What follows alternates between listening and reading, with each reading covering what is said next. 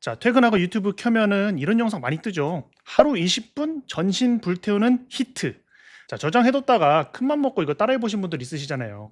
아마 이 썸네일을 보시면은 이것만 꾸준히 하면 체력이 늘겠네 라는 생각을 하셨을 겁니다. 맞습니다. 히트는 효과 좋은 운동입니다. 근데 조건이 하나 붙습니다. 기초가 있는 사람한테만 효과가 좋아요. 기초 없이 하면은 체력이 아니라 부상을 얻거든요. 심하면 근육이 녹는 병, 횡문근 융해증까지 갈 수도 있습니다. 물론 이건 아주 드문 경우죠. 그죠? 최악의 경우를 말씀드린 거예요. 근데 어깨나 허리, 무릎 다치는 건요. 그렇게 드물지가 않아요. 그래서 오늘은 딱 두 가지만 얻어 가시면 됩니다. 첫 번째는 내가 히트를 해도 되는 몸인지 확인하는 거죠. 두 번째는 아직 아니라면은 뭐부터 해야 되는지, 그리고 이 기준 없이 히트부터 시작하시면은 왜 다치는지 지금부터 순서대로 말씀드리도록 하겠습니다. 먼저 이거부터 확실히 하고 가겠습니다. 저는 히트가 위험한 운동이라고 말씀드리는 게 아닙니다. 히트 자체는 굉장히 좋은 운동이에요. 근데 문제는 운동이 아니라 하는 사람의 몸 상태입니다. 근력이나 유산소 능력 같은 기초적인 능력이 부족한 경우인 거죠. 기초가 부족하면은 히트는 위험한 운동이 될 수도 있다라는 겁니다. 그리고 이 훈련법을 사용자가 남용하는 경우도 위험할 수 있다 이겁니다. 그러니까 과도하게 많이 하면 그렇다는 거죠. 방금 기초가 없는 사람한테만 위험할 수 있다고 그랬죠. 그죠? 그러면 그 기초가 뭐냐? 이걸 먼저 정리하고 가야 됩니다. 여러분, 강철 체력하면은 누가 떠오르나요? 피지컬 100이 나오는 선수들 떠올리신 분들 계실 거예요. 그러면은 직장인이 그 선수들 운동법을 그대로 따라하면 그런 체력을 가질 수 있을까요? 생각보다 많이들 가질 수 있다 생각하시더라고요. 실제로 해보시면은 체력이 강해지기 전에 다쳐버립니다. 직장인의 몸 상태는 선수와 완전히 다르거든요.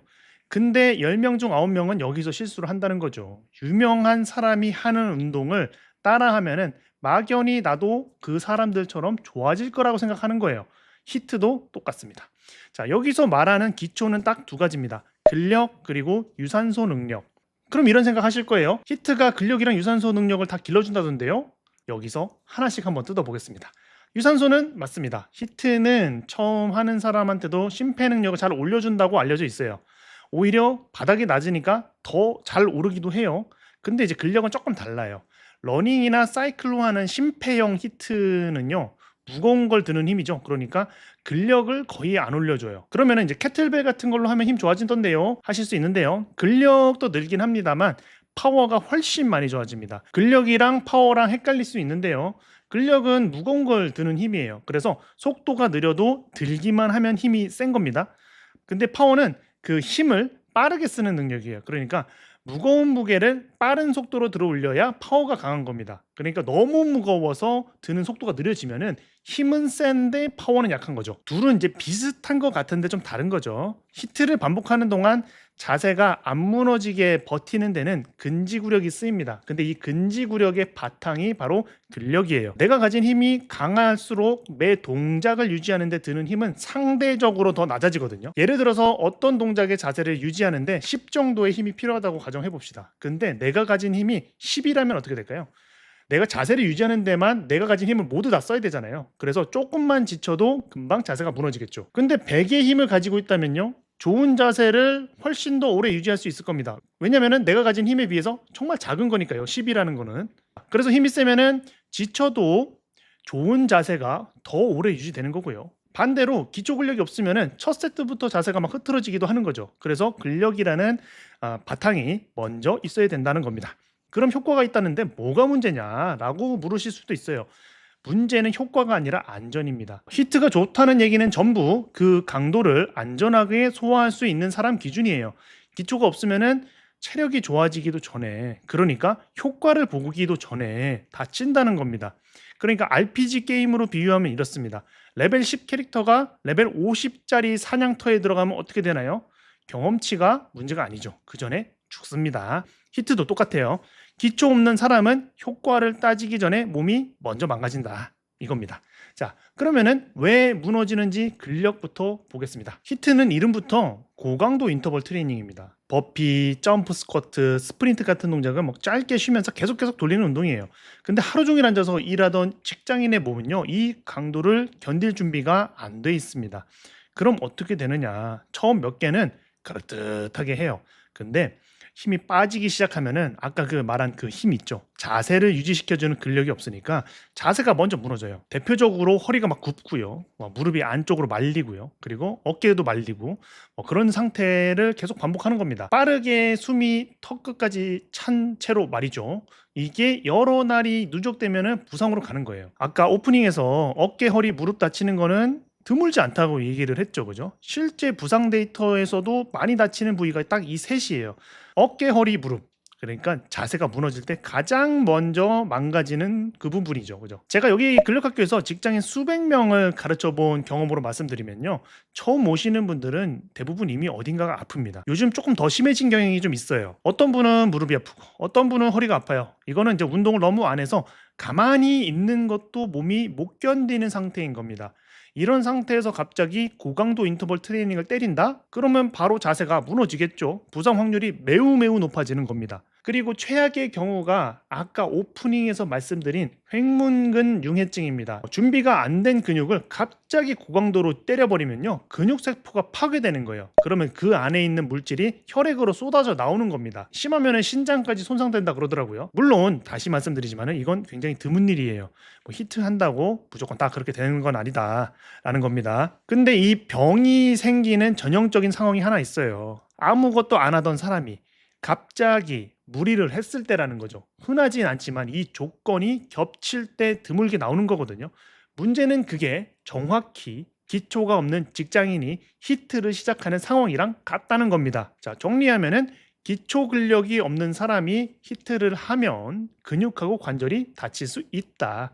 이게 첫 번째 이유고요. 두 번째는 유산소입니다. 자, 젖산역치라는 게 있습니다. 자, 어려운 말 같지만 간단해요. 이 강도를 넘어가면은 숨이 급격하게 차오르는 겁니다. 그게 젖산역치예요. 아주 정확하게는 환기역치라 그러는데 어쨌든 비슷한 부분이니까 운동 강도를 높이다 보면은 우리 몸에 젖산이 갑자기 늘어나는 지점이 있습니다. 그게 바로 젖산역치라 그러는데요. 유산소 기초가 약하면은 이 역치가 낮습니다. 조금만 강도를 올려도 금방 그 선을 넘어버려요. 그러면 젖산이 빠르게 쌓이는 거죠. 즉 기초 유산소 능력이 약하면은 젖산이 쉽게 쌓인다라는 겁니다. 반대로 좋으면은 젖산이 느리게 쌓이겠죠. 히트는 인터벌 운동입니다. 세게 하고 쉬고 다시 세게 하고 이 구조가 성립하려면요. 쉬는 시간 동안 몸이 회복이 돼야 돼요. 근데 젖산역치가 낮은 사람은 그 회복이 잘 안 됩니다. 그게 문제라는 거예요. 그러니까 심각한 상황에서는 첫 세트부터 이미 한계선을 넘겨버릴 수도 있는 거죠. 그러면은 목표 강도를 반복해서 유지하지 못하겠죠. 그리고 뒤로 갈수록 자세가 무너집니다. 이게 아까 근력 파트에서 본 그 상황으로 이어지는 거예요. 무너진 자세로 고강도로 반복하는 거. 부상으로 가는 길입니다. 버티지 못하니까 운동의 질도 같이 떨어지죠. 그죠? 게다가 이런 방식으로 자주 하게 되면요. 몸은 당연히 회복을 다 못 시키고요. 그 상태에서 지속을 하면은 부상 입을 확률이 굉장히 높아지는 겁니다. 그래서 제가 예전에 이런 히트와 비슷한 방식의 운동은요. 8대2의 법칙을 이용하라고 말씀드렸습니다. 전체 운동의 20%만 빡세게 하라고요. 그러니까 주 5일 운동한다면 금요일 하루만 이런 방식의 운동을 하시면 좋다는 겁니다. 초보는 낮은 강도에서 이미 역치를 넘겨버린다 그랬잖아요. 이걸 그래프로 보면 확실히 이해를 할 수 있어요. 여기 비훈련자는 160W에서 이미 역치를 넘겼죠. 근데 훈련자는 255W까지 버틴다는 겁니다. 그러니까 이거는 훈련된 사람이 더 빡센 상황에서도 유산소 영역을 유지한다는 얘기예요. 초보는 훨씬 낮은 강도에서 이미 역치를 넘겨버리는 거고요. 그러니까 같은 인터벌을 시키더라도 훈련된 사람은 버티고 회복을 하는데 초보자는 못 버티는 상황이 벌어지는 겁니다. 자, 그럼 답은 나왔습니다. 히트를 하고 싶으면은 기초 근력하고 기초 유산소부터 만드는 겁니다. 아까 근력하고 유산소는 완전히 별개라 그랬잖아요. 그래서 이 둘을 따로따로 쌓는 게 좋습니다. 자, 먼저 기초 근력. 딱 두 가지만 추천드립니다. 푸시업하고 데드리프트예요. 미는 힘 하나, 전신 힘으로 당겨서 드는 힘 하나. 아까 근력은 무거운 걸 드는 힘이라고 그랬죠. 데드리프트가 바로 그 힘을 길러줍니다. 이 두 개면은 기초로 충분하다고 봐요. 저는 시작은 가볍게 하세요. 푸시업은 10회씩 3세트. 10회가 안 되면은 스미스 머신이나 렉에서 인클라인 푸시업을 해도 좋습니다. 데드리프트는 가벼운 무게로 5회씩 3세트 하시고요. 처음에는 자세에만 집중하세요. 세트 사이 휴식은 2분 정도로 넉넉하게 가져가시고요.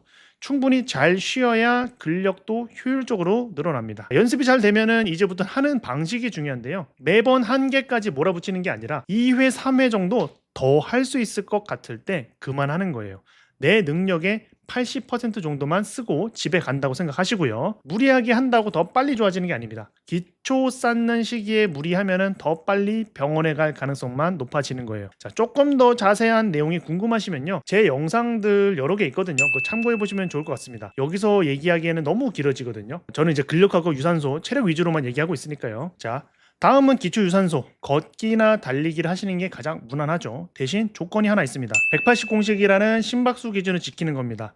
180에서 자기 나이를 뺀 숫자, 그 부근을 심박수 상한으로 두는 거예요. 그 밑으로 심박수를 유지하면서 걷거나 뛰는 거죠. 40살이면은 이제 심박수가 한 140 정도가 상한이죠. 그래서 최적은 한 130에서 140 정도 유지하면서 유산소 운동 하셔라 이겁니다. 이거는 이제 맵피톤이라는 사람이 만든 방식인데요. 절대 법칙은 또 아닙니다. 여러 방법 중에 하나예요. 근데 이제 초보자가 운동 강도를 조절하는 기준으로 이만큼 간단하고 실용적인 게 없습니다. 그래서 이제 소개를 해드리는 거예요. 이 심박수를 지키면서 뛰어보면요, 이런 생각이 드실 거예요. 이거 너무 느린 거 아니야? 너무 쉬운 거 아니야? 맞습니다. 느려 터졌다고 느끼실 거예요. 너무 쉽다고 느끼실 거고요. 어떤 사람은 뛰는 게 옆 사람 걷는 속도랑 비슷할 수도 있어요. 근데 그게 맞게 하고 있는 거다라는 겁니다. 이렇게 해야 유산소 능력이 적절하게 강화가 잘 되고요. 피로하고 부상 위험을 낮게 유지하면서 운동량을 차곡차곡 쌓을 수 있게 돼요. 직장인한테는 이게 가장 중요합니다. 다음날 또 출근해야 되니까요. 자, 그리고 하나 더. 이건 언제까지나 제 개인적인 권장 기준인데요. 데드리프트를 자기 체중만큼 정자세로 들지 못하면요, 달리기는 솔직히 안 하는 게 낫다고 봅니다. 걷기부터 하시는 게 좋고요. 엉덩이 힘이 약한 상태에서 달리면요, 발이 착지할 때마다 그 충격을 엉덩이가 못 받아줘요. 그러면 그 부담을 그대로 무릎이 받습니다. 무릎부터 망가진다는 거예요. 그래서 이제 힘이 너무 약하면요, 걷기부터 시작하시고 데드리프트 중량을 체중 정도의 중량을 들 수 있게 되면은 그때부터 달리기를 섞어 나가시면 돼요. 기초를 쌓는 이 기간이 돌아가는 길처럼 느껴질 수도 있습니다. 근데 이건요, 그 뜀틀 넘을 때 하는 도움닫기 같은 거라고 생각하시면 돼요. 뒤처지는 게 아니라 더 높은 곳을 뛰어넘을 준비를 하는 거죠. 오늘 내용 한 줄로 정리하겠습니다. 히트 하지 말라는 거 아닙니다. 기본적인 자격을 갖추고 해라 라는 겁니다. 기초 근력하고 기초 유산소, 이 둘을 먼저 쌓으면요, 히트의 효과는 그대로 가져가면서 부상 위험만 줄어들게 될 거예요. 순서만 바꾸면 되는 거죠. 괜히 다쳤다가 몇 개월 날리지 마시고요. 자, 오늘부터 푸시업하고 데드리프트 하시고요. 그리고 180 공식을 이용한 걷기와 달리기 해주시면 됩니다. 이것만 시작하셔도 몇 달 뒤에는 뭐 히트도 할 수 있을 만큼 기초를 가진 몸이 될 겁니다. 다들 아시겠지만은 매주 직장인분들을 위한 체력 향상법을 메일로 보내드리고 있어요. 직장인 체력 향상 정보를 무료로 받아보고 싶으신 분들은요, 고정 댓글을 확인해 주세요. 다음에는 더 유익한 내용으로 돌아오겠습니다. 감사합니다. 백관장이었어요.